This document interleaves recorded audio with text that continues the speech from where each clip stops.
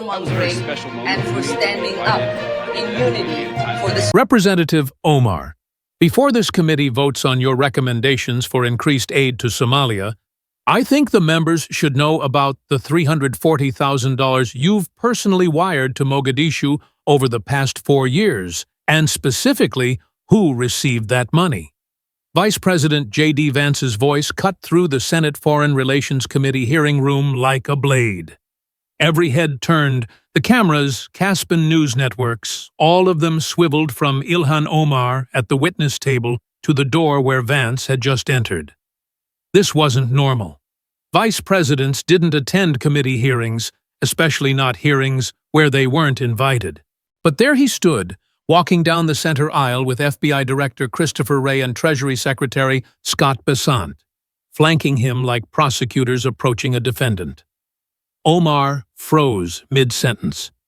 She'd been 30 minutes into her testimony about the humanitarian crisis in Somalia, about the need for more American aid, about the moral obligation to help refugees. The Democratic members of the committee had been nodding sympathetically. The Republicans had looked bored, but not hostile. It was going exactly as planned until the Vice President of the United States walked in carrying a folder with classified markings. Committee Chairman Jim Riss looked as confused as everyone else. "Mr. Vice President, this is highly irregular. We're in the middle of testimony from—" "I am aware, Senator." Vance walked straight to the witness table where Omar sat, set the folder down in front of her. "But Representative Omar is testifying about U.S. policy towards Somalia, about how much aid we should send, about which organizations should receive American taxpayer money.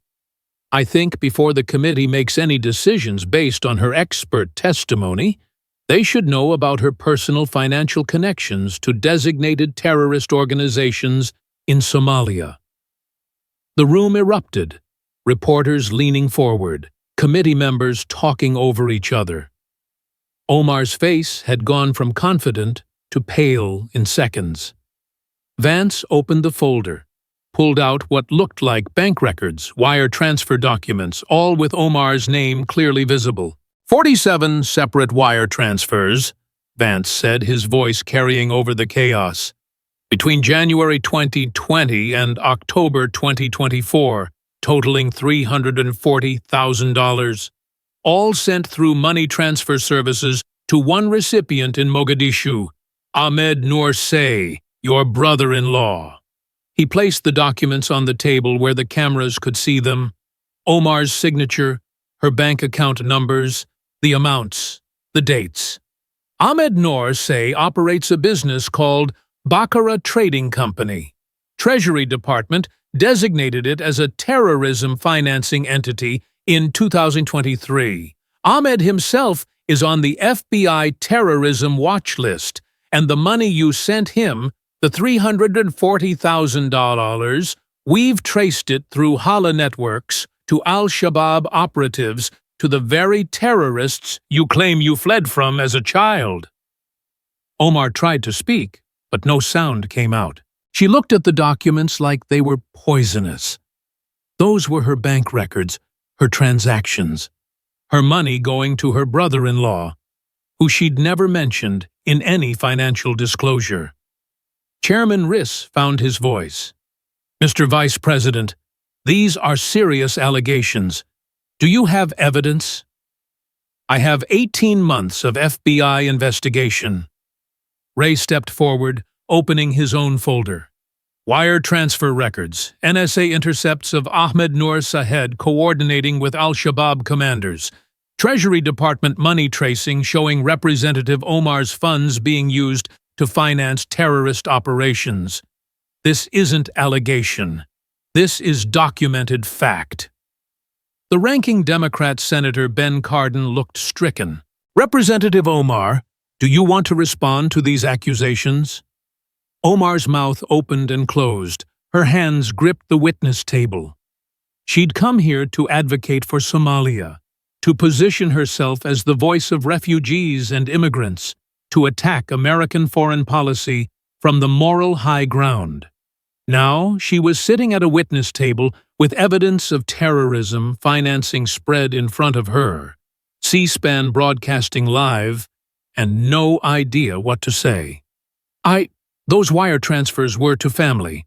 I was helping family members with financing al-Shabaab operations, Vance interrupted. Director Rai showed the committee where the money went. Ray pulled up a chart showing the money flow. Omar's bank account to money transfer service to Ahmed Nur Sahed, Ahmed to a network of individuals. Those individuals flagged as al-Shabaab financiers and operatives. We've traced $34,000 directly to individuals involved in terrorist attacks, Ray said matter-of-factly. The Mogadishu hotel bombing in 2022, the attack on African Union peacekeepers in 2023. Both operations used money that originated from Representative Omar's wire transfers. Omar stood up abruptly. This is Islamophobia. This is targeting me because I'm Muslim, and I speak out against. This is evidence, Vance said calmly. Bank records don't have religious bias. Wire transfers aren't Islamophobic. You sent $340,000 to a designated terrorism financier. That's a federal crime. And you did it while serving in Congress, while having access to classified briefings about al-Shabaab, while voting on foreign policy that affected Somalia. He pulled out voting records. You voted against designating al-Shabaab as a foreign terrorist organization in 2021. You opposed sanctions on Somali entities in 2022. You pushed for increased aid to Somalia that would flow through organizations your family controls. Every vote you cast on Somalia benefited your family's interests. You weren't representing Minnesota. You were representing Mogadishu. The Democratic committee members looked like they wanted to be anywhere else. The Republicans looked energized, like Christmas had come early. The cameras captured every second of Omar's face, cycling through emotions: defiance, panic, anger, fear. I want my attorney, Omar said, her voice shaking. You'll need one, Vance agreed, because the FBI has more than just terrorism financing to discuss with you. Director Rai, tell the committee about the marriage fraud. And just like that, Ilhan Omar realized this wasn't just about money. This was about everything. Every lie, every fraud, every betrayal, all of it about to be exposed on live television. 4 hours earlier, Ilhan Omar had been in her congressional office in the Longworth House office building, reviewing her testimony with her staff. She felt good, confident. This was her moment. The Senate Foreign Relations Committee had invited her to testify as an expert witness on U.S. policy toward Somalia and East Africa. Her expertise being Somali American, being a former refugee, being the most prominent voice in Congress on East African issues. This is perfect, her chief of staff said, reviewing the testimony. You position yourself as the moral voice on refugee issues. You attack the administration's Africa policy as insufficient. You call for more aid, more engagement, more support for Somalia. Omar nodded, reading through her prepared remarks. They were good, emotional, personal. She'd talk about fleeing Somalia as a child, about the refugee camp in Kenya, about arriving in America with nothing, about the American dream that allowed a refugee to become a congresswoman.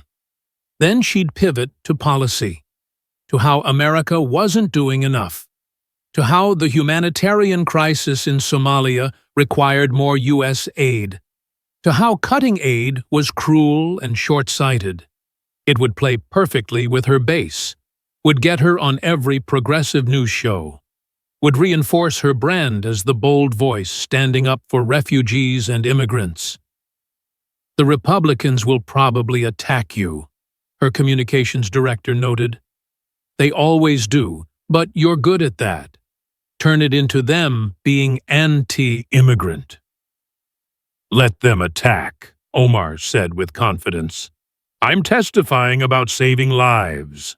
If they want to attack that, they can explain to voters why they hate refugees. What Omar didn't know was that at that exact moment in a secure facility in Virginia, Vice President J.D. Vance was reviewing the final version of an 18-month FBI investigation that would destroy her. The investigation had started in June 2023 when Treasury Department's Financial Crimes Enforcement Network flagged unusual wire transfer patterns from Omar's personal bank account. 47 transfers to Somalia over 4 years, all structured just under the $10,000 reporting threshold. Classic money laundering pattern. Treasury had referred it to the FBI. The FBI had opened a counterterrorism investigation, and what they found was worse than anyone expected. Vance sat in the SCIF, Sensitive Compartmented Information Facility, with his investigation team, FBI Director Wray, Treasury Secretary Besant, NSA Director, White House counsel, all with top-secret clearances, all with evidence that would end a congressional career. Walk me through it one more time, Vance said. I want to make sure we have her dead to rights before I walk into that hearing. Wray opened the primary evidence binder. Representative Ilhan Omar, 42 years old, Congresswoman from Minnesota's 5th District since 2019. Born in Mogadishu, Somalia in 1982. Came to United States as refugee in 1992. Became citizen in 2000. Elected to Minnesota State Legislature in 2016, Congress in 2018. Her public story is the American dream. Refugee becomes Congresswoman. But we've found systematic criminal activity spanning her entire time in office. He pulled out the financial records, starting with the money. Between January 2020 and October 2024, Omar made 47 wire transfers from her personal Bank of America account to money transfer services. Total amount $340,000. All transfers were structured under $10,000 to avoid currency transaction reports. All the money went to one recipient, Ahmed Noor Say. He's her brother-in-law, her first husband's brother. Ahmed is based in Mogadishu, where he operates Bakara Trading Company, ostensibly an import-export business. Vance looked at surveillance photos. Ahmed Noor Say in Mogadishu meeting with known al-Shabaab operatives. How do we know he's a terrorist financier? Multiple sources, Wray said. Treasury designated Bakara Trading as a terrorism financing entity in 2023 based on evidence it was being used to move money to al-Shabaab. Ahmed himself is on FBI terrorism watch list. NSA has intercepts of him coordinating with known al-Shabaab commanders. He showed the intercepts, translated conversations between Ahmed and individuals identified as al-Shabaab financial facilitators discussing fund transfers and operational needs. We traced Omar's money through the Hala network.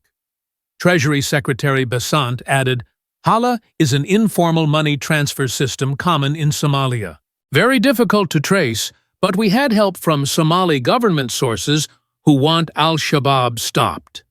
She showed the money flow. Omar sends money to transfer service. Transfer service delivers to Ahmed. Ahmed distributes through Hala network to multiple individuals. We've identified 18 recipients who are confirmed al-Shabaab members or facilitators. We can directly connect $34,000 from Omar's transfers to 2 specific terrorist attacks.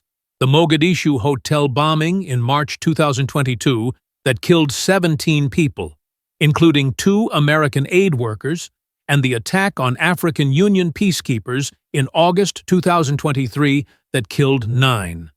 Vance absorbed this. She funded terrorist attacks while serving in Congress. Correct, Wray confirmed. But it gets worse.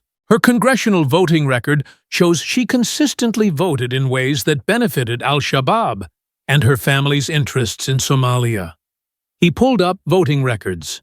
July 2021, vote to designate al-Shabaab as a foreign terrorist organization. She voted no. One of only 3 House members to vote no. October 2022, vote to impose sanctions on entities financing terrorism in Somalia. She voted no. March 2023, foreign aid appropriations. Representative Omar introduced amendments to increase aid to Somalia by $200 million. The aid was supposed to go to humanitarian organizations, but she specifically pushed for organizations with ties to her family's business interests. She wasn't just funding terrorism with personal money. She was using her congressional position to advance policies that benefited terrorists and her family. NSA Director added the intelligence dimension. We've been monitoring her communications under FISA warrant since April 2023. The warrant was approved based on probable cause she was acting as an agent of a foreign terrorist organization. Her phone calls to Ahmed show her discussing U.S. policy towards Somalia, discussing what legislation is coming, discussing how to influence aid distribution. She's coordinating with him, using her position to help him. Vance looked at the evidence. It was overwhelming. But he knew the moment he exposed this publicly, Omar would claim Islamophobia, would say she was being targeted for being Muslim, for being critical of Israel, for being a woman of color. What about the marriage fraud? He asked. That's been alleged for years, but never proven. White House counsel pulled out the DNA evidence. We finally got it. When Omar was arrested for a traffic violation in August, Minnesota took a DNA sample per standard procedure. We got a warrant to compare it to Ahmed Nur Said Elmay's DNA from when he applied for immigration status. The results show 99.9% probability they're siblings, brother and sister. Which means when Omar married Ahmed Elmay in 2009, she married her brother. That's immigration fraud. She did it to get him U.S. residency status. Vance read the DNA report. It was definitive. This destroys the no evidence defense she's used for years. And there's tax evasion, Treasury added. She received income from Somali sources that she never reported. Money flowing back from her family. Approximately $250,000 over 5 years that appears nowhere on her tax returns. She also used campaign funds for personal expenses. Her husband's consulting firm received $2.8 million from her campaign. We've investigated what services he provided. Can't find any actual work product. Vance sat back, took it all in. Terrorism financing, immigration fraud, tax evasion, campaign finance violations, using congressional position to benefit foreign interests. It was the most complete corruption case he'd seen against a sitting member of Congress.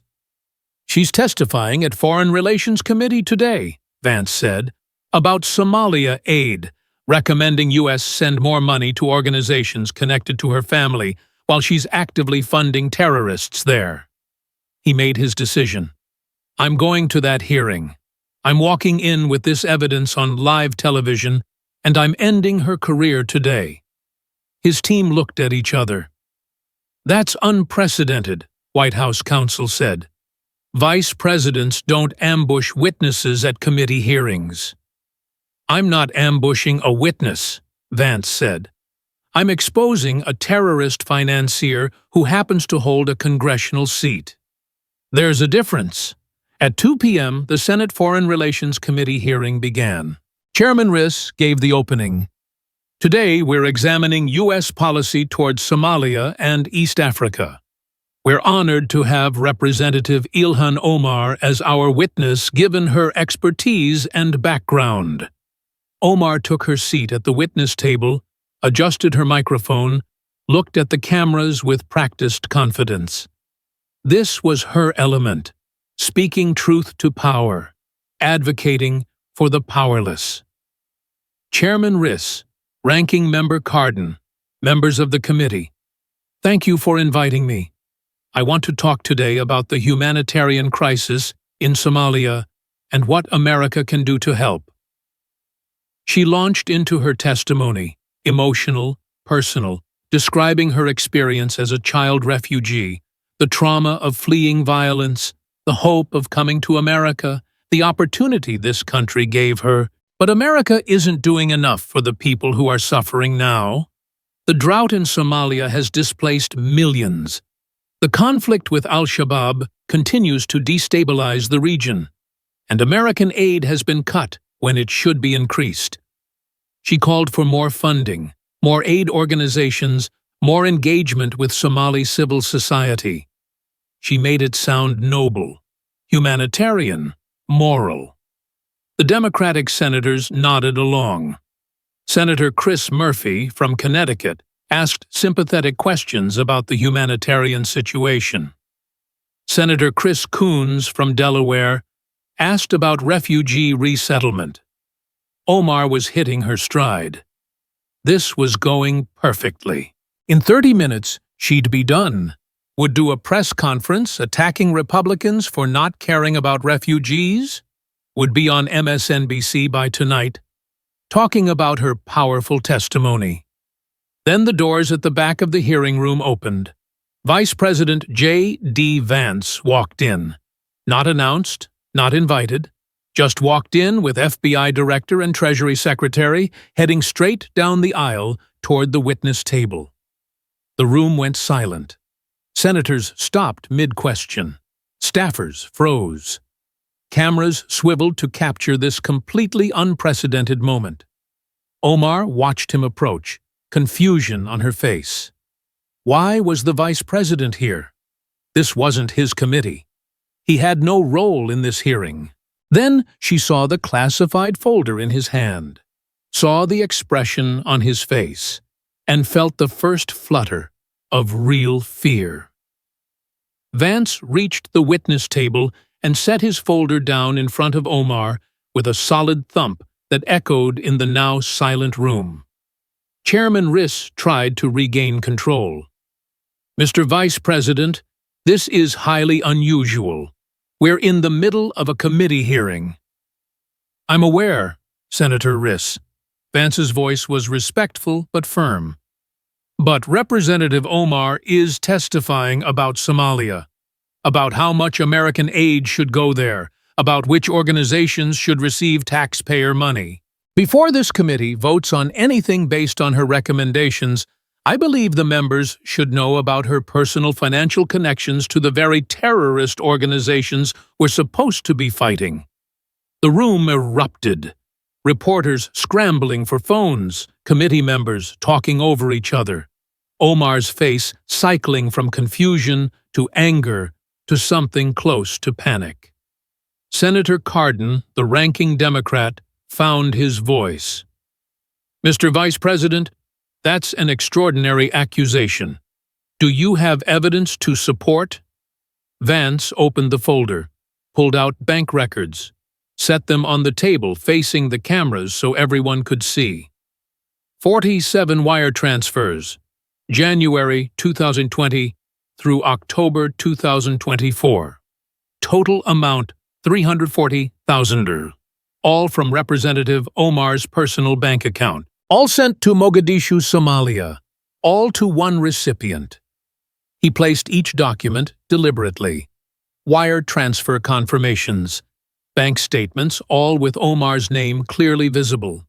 Her signature, her account numbers, the amounts ranging from $3,000 to $9,000, always under the $10,000 reporting threshold. The recipient was Ahmed Noor Sai, Representative Omar's brother-in-law. Ahmed operates a business in Mogadishu called Baccarat Trading Company. Vance pulled out Treasury Department documents. In September 2023, The United States Treasury Department designated Baccara Trading as a terrorism financing entity. Ahmed Nourseh himself is on the FBI terrorism watch list, and the money Representative Omar sent to him. We've traced it through Hala networks to al-Shabaab operatives. Omar tried to stand, but her legs wouldn't work. Those were family transfers. I was helping family with financing terrorism, Vance said flatly. Director Rai showed the committee the money trail. FBI Director Ray stepped forward with his own evidence. Flowcharts showing the money movement. Omar's bank to Western Union, to Ahmed Nourseh, to a network of individuals in Mogadishu and surrounding areas. We've identified 18 recipients of funds that originated from Representative Omar's transfers. Ray did at his voice clinical and professional. All 18 are on terrorism watch lists. 7 are confirmed al-Shabaab members. 4 are financial facilitators for the organization. The remaining 7 provide logistical support. He pulled up photographs, men in Mogadishu, some in military-style clothing, some in traditional dress, all labeled with names and terrorism-related designations. We can directly trace $34,000 from Representative Omar's transfers to 2 specific terrorist attacks. The Mogadishu hotel bombing on March 15, 2022, that killed 17 people, including 2 American aid workers, and the attack on African Union peacekeepers on August 23, 2023, that killed 9 soldiers. The committee room was deathly silent. Every senator staring at the evidence, every camera capturing Omar's face as the color drained from it. Senator Lindsey Graham, Republican from South Carolina, spoke up. His voice was hard. Representative Omar, did you or did you not send $340,000 to a designated terrorism financier? Omar's mouth opened, closed, opened again. I sent money to family. I had no knowledge of what they were doing with— You're on the House Foreign Affairs Committee, Vance interrupted. You receive classified briefings about al-Shabaab, about terrorism financing networks in Somalia. You knew or should have known exactly what your brother-in-law was doing, and you sent him money anyway. Senator Marco Rubio piled on. Mr. Vice President, you mentioned her voting record. Can you elaborate? Vance pulled out congressional voting records.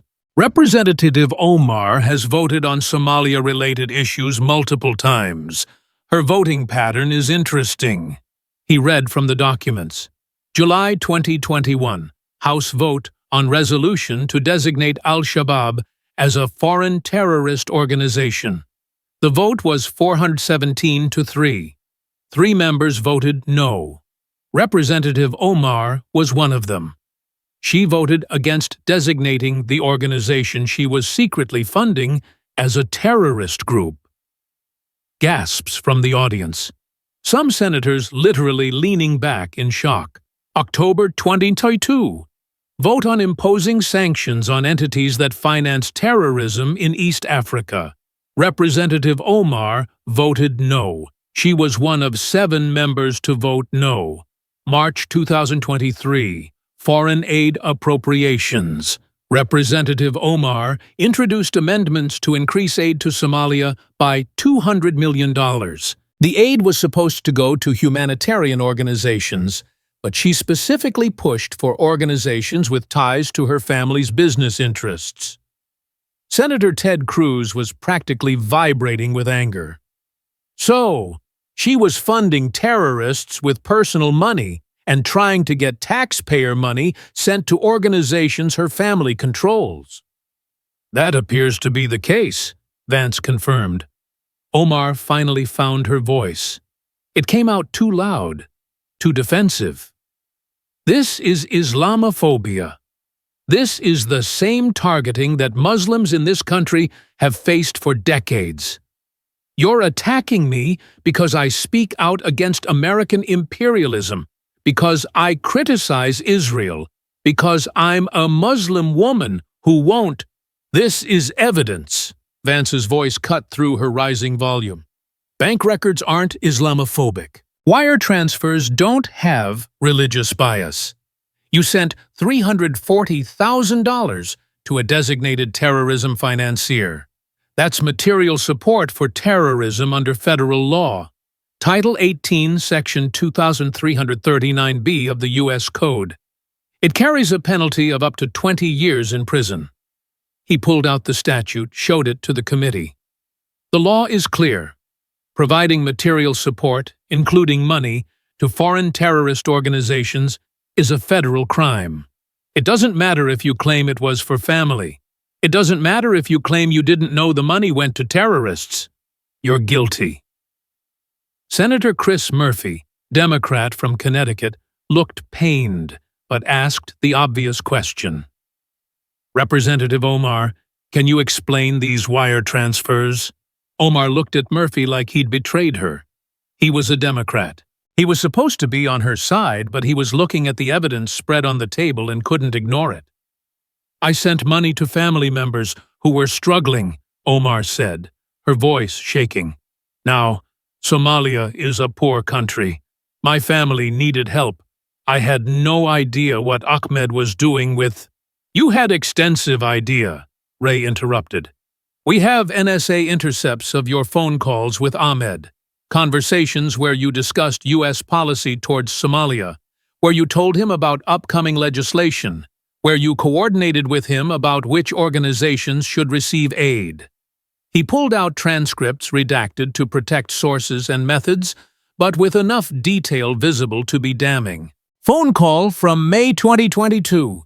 You told Ahmed that the House Foreign Affairs Committee was considering sanctions on Somali businesses. You discussed how to structure his company to avoid those sanctions. That's coordination with a foreign entity to evade U.S. law. Phone call from November 2023. You discussed with Ahmed how much aid money would be coming to Somalia and which organizations would receive it. You were sharing classified information from committee briefings with a terrorism financier. Omar was shaking her head. Those calls were about family business, about using your congressional position to help terrorists, Vance said. But we're not done. Secretary Besant, tell the committee about the tax evasion. Treasury Secretary Besant stepped forward with more documents. In addition to the money Representative Omar sent to Somalia, we've identified money flowing back to her from Somali sources. Approximately $250,000 over 5 years. This money appears nowhere on her tax returns. She showed the financial tracking. Money came through various channels, some through her husband's consulting company, some through shell companies, some in cash, but we've traced it all. And she reported none of it to the IRS. That's tax evasion. Title 26, Section 7221, penalty of up to 5 years in prison and $250,000 in fines. Senator Chuck Grassley jumped in. What about her campaign finances? There have been allegations for years about her paying her husband's company. Besant nodded. Her campaign paid her husband's consulting firm, E Street Group, $2.8 million between 2019 and 2024. We investigated what services this company provided, interviewed campaign staff, asked for deliverables, work product, anything showing what they did for almost $3 million. Nobody could describe actual work. The company has no website, no other clients, no apparent expertise. It appears to be a shell company created solely to funnel campaign money to her household. That's conversion of campaign funds for personal use. That's federal election law violation. That's fraud. Vance pulled out what was clearly the most explosive evidence, a DNA report with official federal seals on it. And then there's the immigration fraud. The allegations have existed for years. Representative Omar has dismissed them as conspiracy theories, racist smears, baseless accusations. Let me show the committee why those accusations were accurate. He held up the DNA report. In August 2024, Representative Omar was stopped for a traffic violation in Minnesota. Standard procedure in Minnesota is to collect DNA samples during any arrest or citation. That sample was entered into the federal database. We obtained a warrant to compare her DNA to that of Ahmed Nur Said Elme. Ahmed Elme was the man Representative Omar married in 2009. She claimed he was unrelated to her, just a man she married, then divorced in 2017 before remarrying her first husband, Ahmed Hersi. Vance showed the DNA results. The comparison shows a 99.9% probability that Ilhan Omar and Ahmed Nur Said Elme are biological siblings. They share the same parents. They are brother and sister. The committee room exploded. Senators shouting, reporters on phones, cameras zooming in on Omar's face as she sat frozen, unable to deny scientific evidence. She married her brother, Vance said over the chaos. She did it to help him obtain U.S. residency status. That's immigration fraud under Title 8, Section 1325 of the U.S. Code. It's also marriage fraud under Title 8, Section 1182. Both are felonies. Senator Tom Cotton was on his feet. This is a sitting member of Congress who committed immigration fraud to get her brother into the country. Correct, Vance confirmed. And it gets worse. Ahmed Elme, her brother, has connections to extremist groups in Somalia. By helping him obtain U.S. residency, she potentially facilitated the entry of an individual with terrorist ties. Omar finally exploded. This is a lie. This is fabricated evidence. You're manufacturing. It's a DNA test, Vance said calmly. From a federal laboratory. Chain of custody documented, scientifically verified. You can challenge it in court, but the science doesn't lie. You married your brother. Senator Cardin tried to regain some order. Mr. Vice President, these are extraordinary allegations.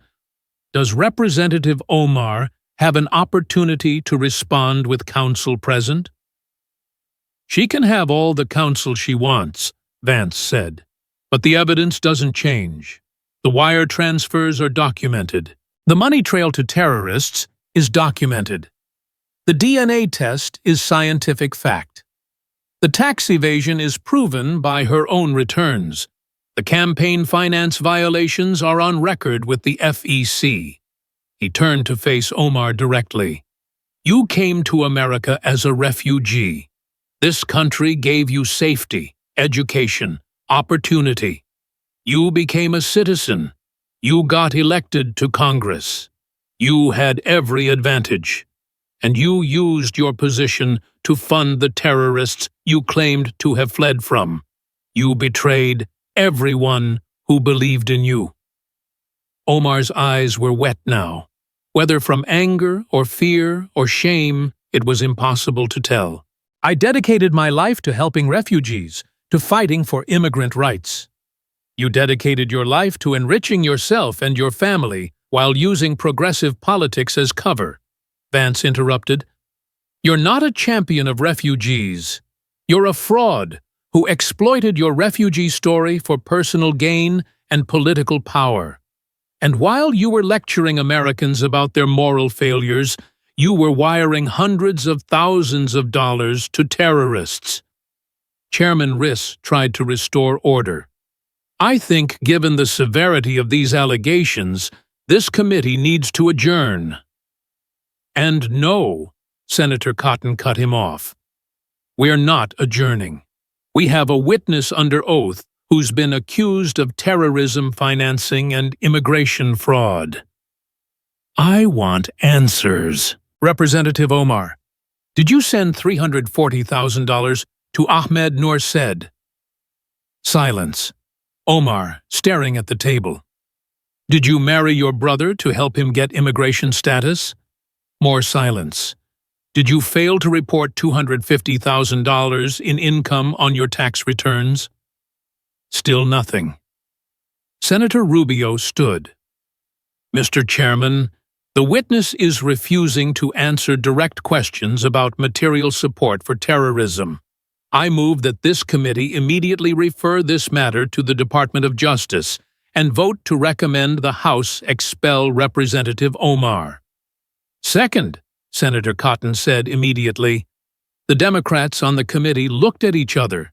They knew what was coming. The evidence was overwhelming. If they defended Omar now, they'd be defending a terrorist financier. But if they voted against her, they'd face backlash from the progressive wing. Senator Murphy made the calculation. I think we need to see all the evidence before voting on anything. But this should absolutely be referred to DOJ.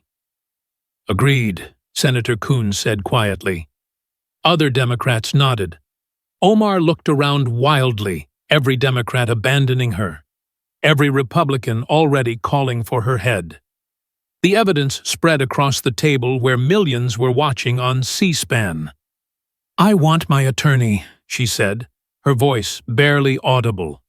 You'll have plenty of time to talk to attorneys, Vance said. Director Ray, I believe you have something to tell Representative Omar. Ray pulled out a document, read from it formally. Ilan Abdullahi Omar, based on evidence gathered during an 18-month investigation into material support for terrorism, immigration fraud, tax evasion, and related offenses, a federal grand jury has returned an indictment. There are FBI agents waiting outside this hearing room. When you leave, you will be taken into federal custody. Omar's face went white. You can't arrest a sitting member of Congress. We can arrest anyone who commits federal crimes, Ray said. The Constitution protects you from arrest while Congress is in session for minor offenses, not for felonies, not for terrorism. You're going to be arrested, Representative Omar. Today. The hearing room erupted again.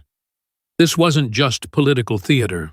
This was an actual arrest of a sitting congresswoman happening in real time on live television. Chairman Riss gave repeatedly trying to restore order. This hearing is adjourned. Representative Omar, you're dismissed from... Omar was already standing, trying to leave, but her legs were shaking so badly she could barely walk. Her staff tried to help her, but she pushed them away. She walked toward the exit on unsteady legs, every camera following her. She reached the door, pushed it open, and found 6 FBI agents waiting in the hallway. The agents moved efficiently, professional. They'd done this 1,000 times, but never to a sitting member of Congress. Never on live television with cameras capturing every second. Ilhan Abdullahi Omar, you're under arrest for material support for terrorism, immigration fraud, tax evasion, and related charges. The lead agent read from the indictment as another agent moved behind Omar with handcuffs. You have the right to remain silent. Anything you say can and will be used against you in a court of law. You have the right to an attorney. Get your hands off me, Omar tried to pull away. This is illegal. You can't arrest me. I'm a member of Congress. You're a suspect in a terrorism financing case, the agent said calmly. Put your hands behind your back. The handcuffs went on. Click, click. The sound echoing in the marble hallway. Cameras capturing every moment. Omar, in handcuffs being arrested by federal agents, while other members of Congress watched from the doorway in shocked silence. This is political persecution, Omar shouted as the agents began walking her toward the elevator. This is the Trump administration targeting its critics. This 18 months of evidence showing you funded Al-Shabaab, one of the agents said quietly. Not unkindly, just stating fact. Save it for your lawyer, ma'am. The elevator doors closed on Ilhan Omar in handcuffs. FBI agents on either side. Her career as a congresswoman over after just 6 years. The doors closed, and she was gone. Back in the hearing room, the committee sat in stunned silence. Then Senator Rubio spoke. Mr. Chairman, I move that this committee vote immediately on a resolution referring Representative Omar to the House Ethics Committee with recommendation for immediate expulsion. Second, said Senator Cotton. The vote was unanimous, 15-0. Every Democrat and every Republican voting to recommend Omar's expulsion. Within an hour, the footage was everywhere. Not edited clips, full video of the entire confrontation. Vance presenting evidence. Omar unable to answer questions. The DNA test proving she married her brother. The money trail to terrorists. The arrest. Congresswoman arrested for terrorism financing was the headline on every news site. Not Fox News spinning it, just the facts. A sitting member of Congress arrested by the FBI for funding Al-Shabaab. By evening, the House had scheduled an emergency expulsion vote for the next day. Speaker Mike Johnson issued a statement. The evidence presented today is overwhelming. If Representative Omar funded terrorism while serving in Congress, she cannot remain in this body.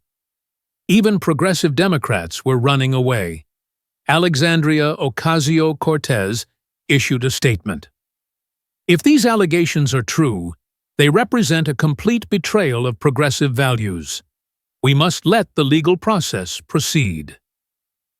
Bernie Sanders. Terrorism has no place in our political movement. These are serious charges that must be addressed through the justice system. The Squad, Omar's closest allies in Congress, were all distancing themselves.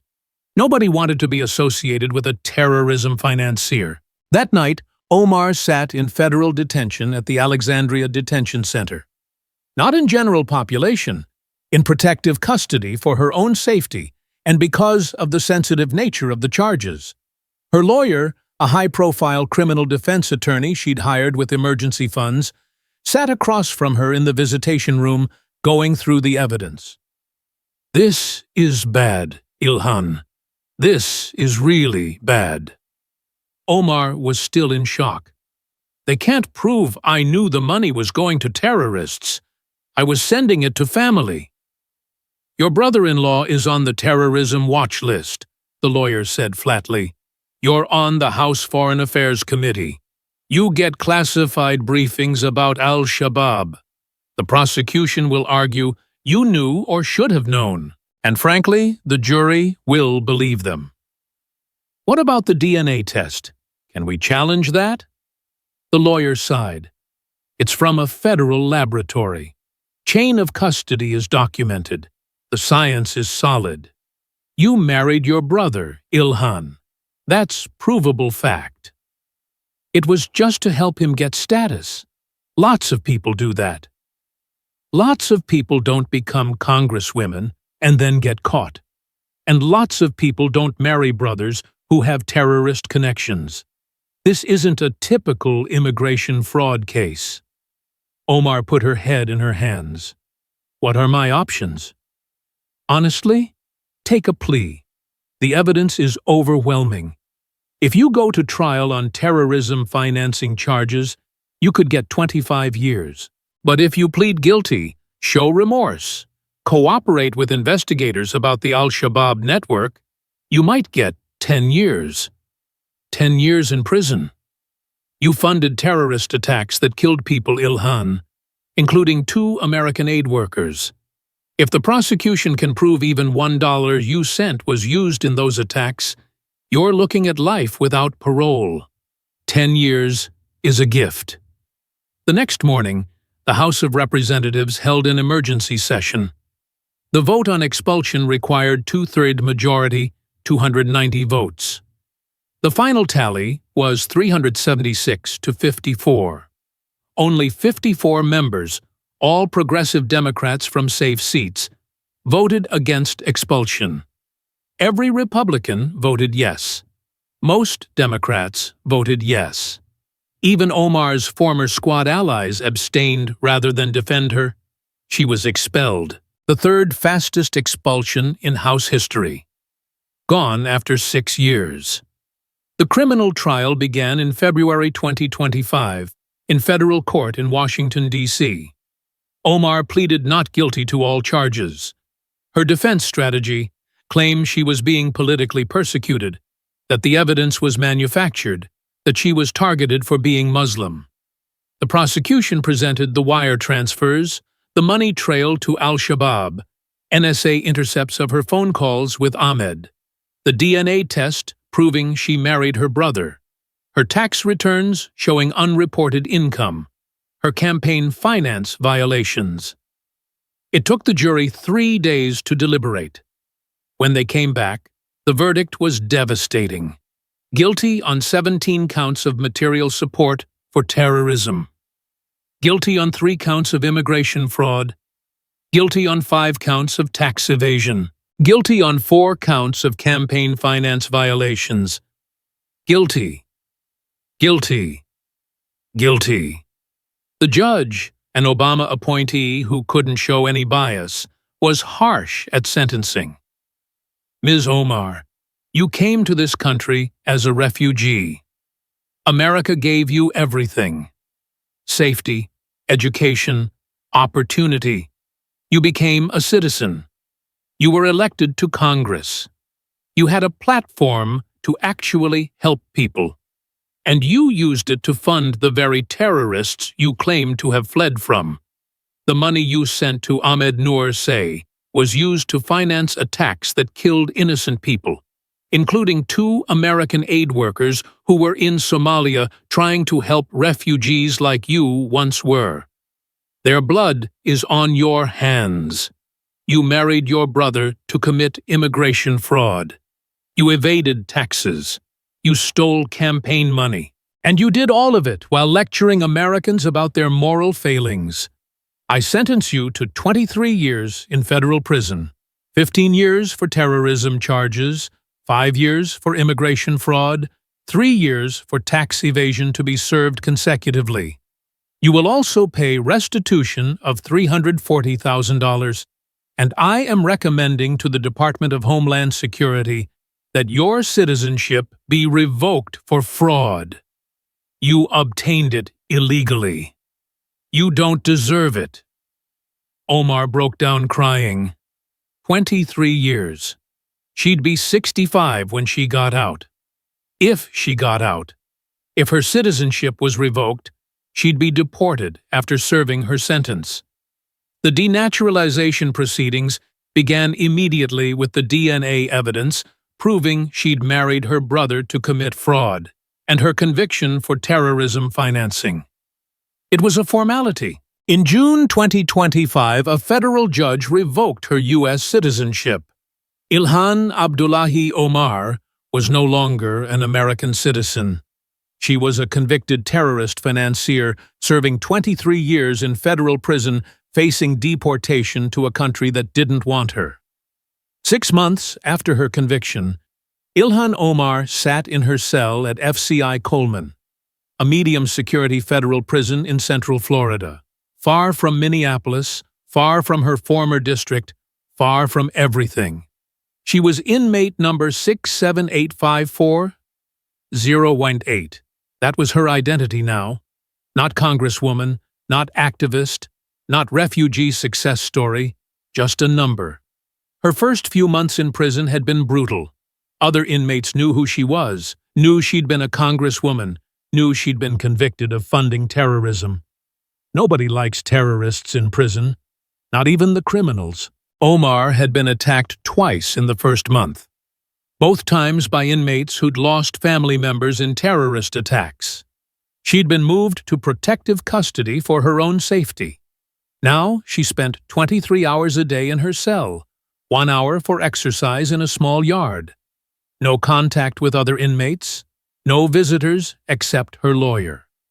Her family had abandoned her. Her husband divorced her while she was awaiting trial. Her children, ages 16, 4, and 10, had been taken by their father. He'd changed their last names, moved to another state. They didn't visit, didn't write, wanted nothing to do with their mother, the terrorist. Her siblings in America had issued public statements denouncing her. She betrayed our family. She betrayed America.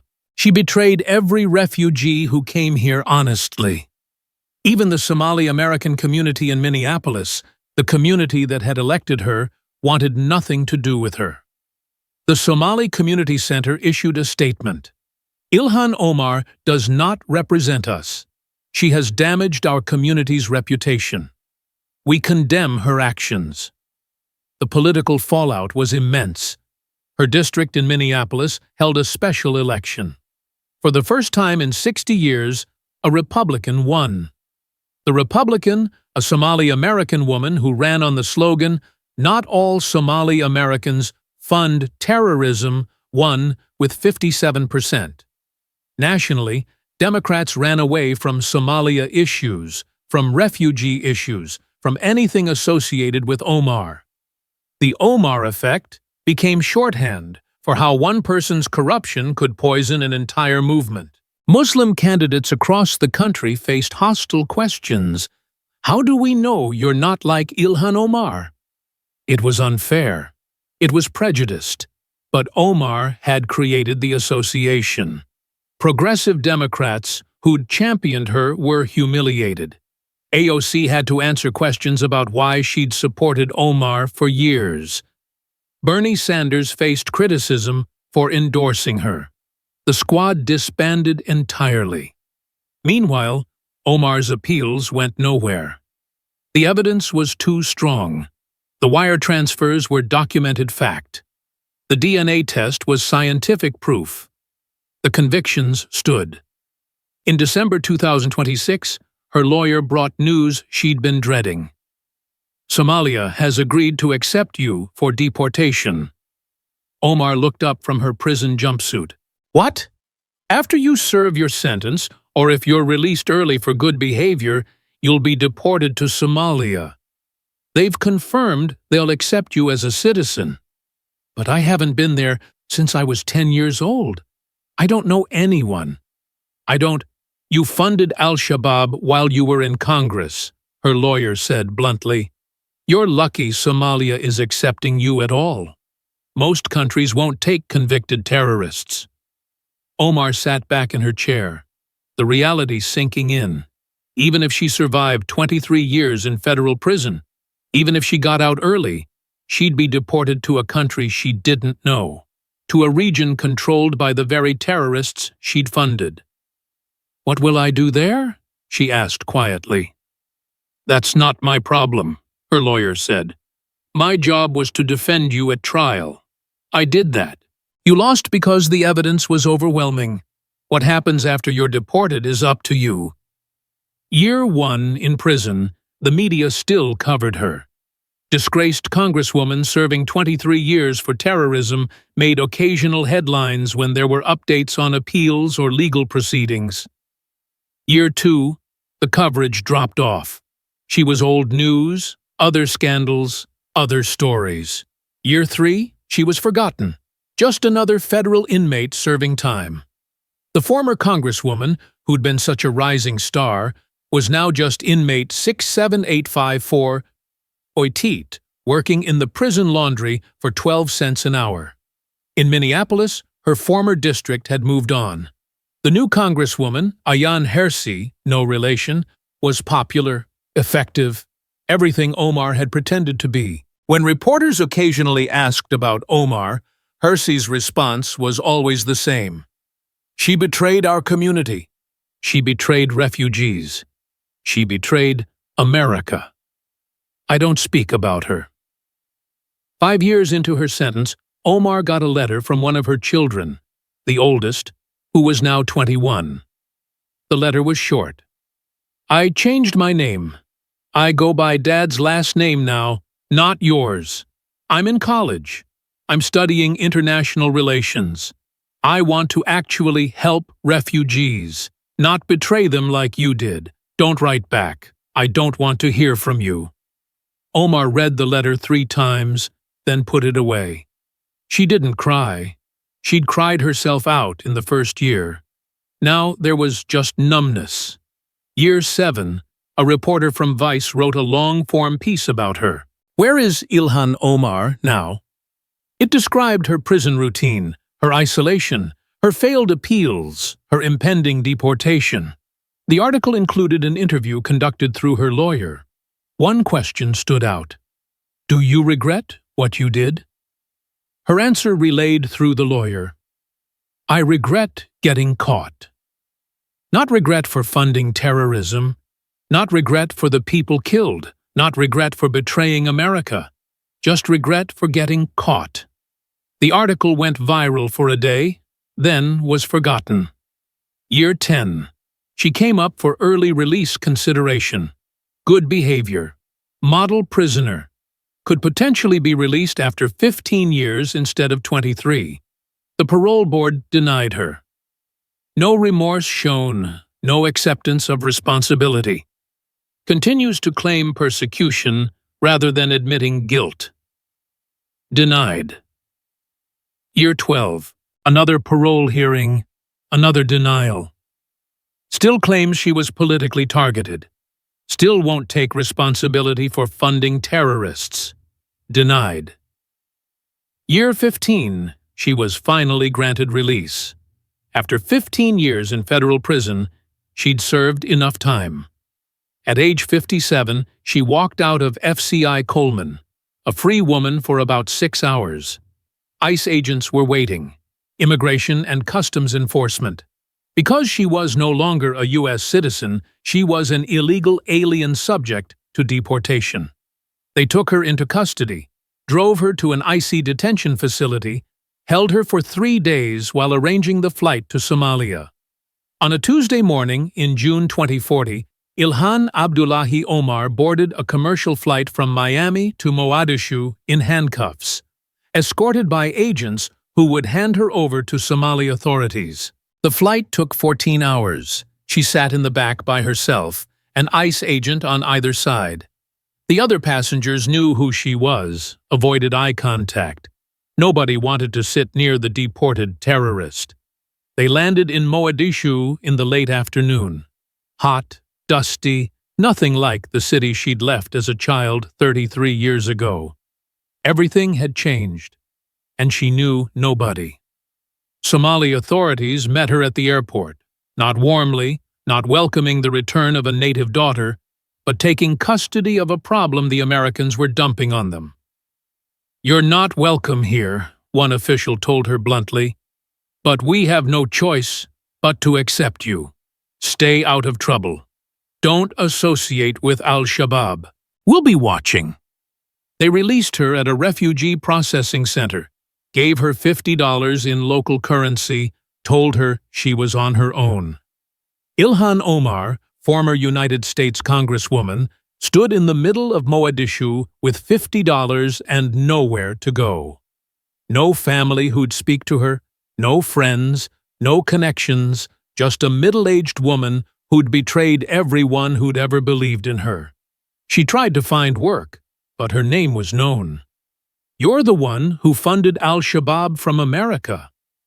Employers didn't want to hire her, couldn't risk the association. She tried to connect with the Somali diaspora. They wanted nothing to do with her. You made all of us look like terrorists. 6 months after her deportation, she was living in a one-room apartment in a slum neighborhood, surviving on odd jobs, cleaning, cooking, whatever work she could find.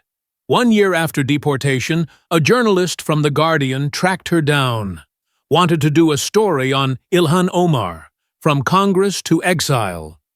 Omar agreed to the interview, desperate for any connection to her former life, any acknowledgement that she'd once mattered. The journalist asked the obvious question, "Do you regret it?" Omar had 15 years in prison to think about her answer, to develop some insight. to show growth? Her answer: I regret trusting the wrong people. I regret not being more careful. I regret letting my family down. Still no real accountability. Still no acknowledgement that she'd funded terrorism, that people had died because of money she sent, that she'd betrayed America. The article ran with the headline, Ilhan Omar, Still No Remorse. And that was the last major coverage she received. After that, nothing. Complete obscurity. In Washington, her name became a punchline, a cautionary tale. When politicians were accused of corruption, opponents would say, "Don't pull an Ilhan Omar." When refugees were discussed, someone would always bring up Omar as an example of why we needed better vetting. It was unfair to other refugees, but Omar had created that association. In Minneapolis, the Somali American community erected a memorial to the 2 American aid workers killed in the 2022 Mogadishu bombing. The bombing, funded by money Ilhan Omar had sent to her brother-in-law. The memorial had 2 plaques, one honoring the aid workers, one acknowledging that members of the Somali American community condemned terrorism in all forms. Nobody mentioned Omar by name, but everyone knew. VP J.D. Vance, who'd exposed her at that committee hearing 5 years ago, was asked about her in an interview. Ilhan Omar's story should have been inspiring, he said. Refugee escapes violence, comes to America, becomes Congresswoman, the American dream. But she betrayed that dream. She used her position to fund the very terrorists she claimed to have fled from. Now she's deported, living in poverty in Somalia, and nobody cares. That's not a political persecution. That's justice. In Mogadishu, Ilhan Omar turned 60 living in that one-room apartment. No family, no friends, no purpose. Just existing. Sometimes she thought about what could have been. If she'd actually been the congresswoman she'd pretended to be. If she'd actually fought for refugees instead of enriching herself and her family. If she'd been honest. But mostly she didn't think about it because thinking about what she'd lost was too painful. She was 62 when she died.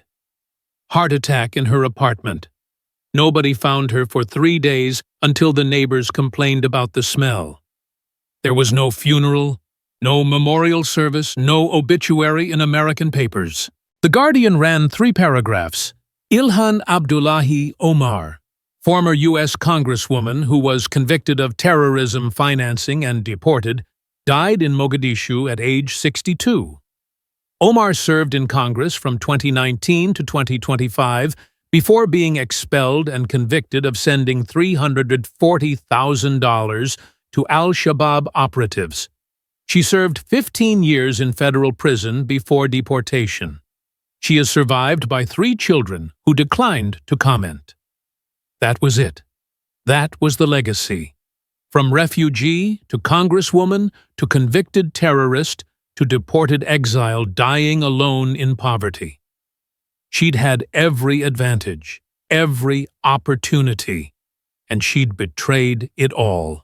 Not because of Islamophobia, not because of racism, not because of political persecution, because she'd made a choice to fund terrorists, to lie about her marriage, to evade taxes, to steal campaign money, to betray America.